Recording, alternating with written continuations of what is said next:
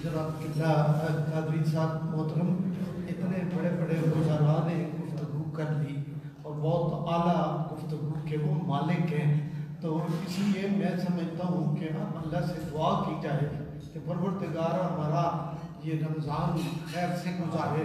और ये जो अफरा तफरी का मैं एक ज़रूर गुजारिश करूँगा कि जो तासुर लोगों में पैदा हो रहा है उसका मदावा होना बहुत ज़रूरी है। मसलन ये तासर पैदा हो रहा है, मैंने आज बोल टीवी के एक एंकर से ये भी गुफ्तगू सुनी कि जनाब गवर्नमेंट वादे करती है, वादे करके फिर उनको तकमील नहीं करती। अगर उन्होंने ये ऐसी चीज़ें जो आम अक्सर पब्लिक में मौजूद है, इसका तदारक होना चाहिए।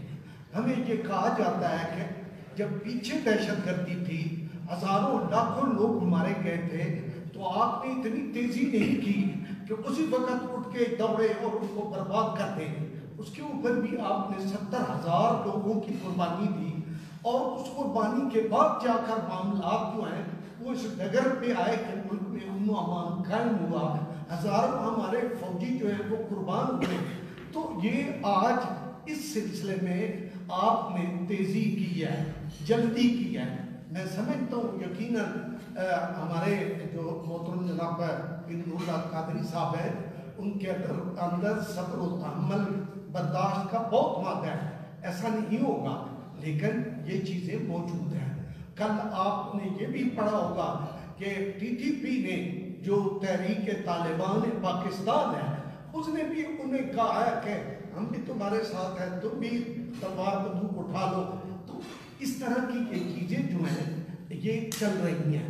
इसलिए जो भी फैसले किए जाएं, उन फैसलों के बारे में तमाम उसकी प्रकाशन जो है उनको देख लेना चाहिए कि कल आप इनको जो है वो ANP भी गद्दार ठहराई गई थी, उसको भी बंद किया गया था, आज आप इनको कर रहे हैं। तो ये ऐसी चीज़ें हैं जिनके बारे में मज़ीद गौर फिक्र की ज़रूरत है। आपकी नीयतों पे, आपकी काविशों पे हमें कोई जो है वो कलाम नहीं। कल के जुम्मे हमारे इस बात की गवाही देंगे इंशाअल्लाह।